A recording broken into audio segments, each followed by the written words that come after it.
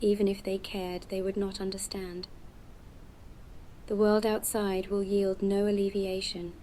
Indeed, the metaphysical impossibility of perceiving reality through others' eyes guarantees that these others on the outside will remain in the unknown, even if they cared, even if they made the exceedingly difficult attempt at seeing the world through the others' eyes. Seeing these others on the outside uncaringly pass each other by on the street, offering no attention to each other whatsoever, let alone to the one observing, proves how exceedingly distant these worlds of individual observers in actuality are, and how distant you, the one witnessing all this, are from all of it. Even if they cared, they would not understand. Their worlds are small, and so is yours, even if you like pretending otherwise.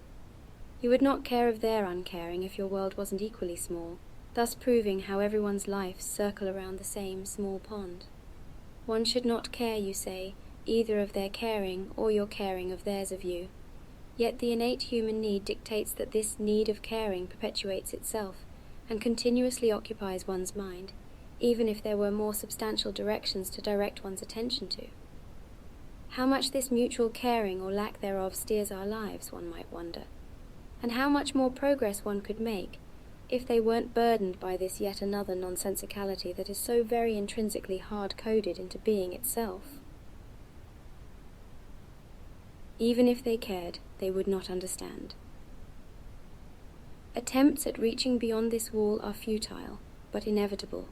After all, these innate human needs cannot be ignored into perpetuity. The want to shout into the void in hopes of being heard is, after all, an age-old one, which even the most elitistic of artists cannot ignore. Thus they present their works for the world to see, and sneer at the ignorant crowd as their works get rejected. Then they blame the skies for this imagined transgression, drink a bottle of whiskey, and once again retire into obscurity, perhaps for years, perfecting their art in solitude, until the need of being heard becomes overwhelming once again, and the cycle repeats. There is no solace in solitude, however, nor in the spotlight, as after all, we have come to painfully realize this simple fact, that even if they cared, they would not understand.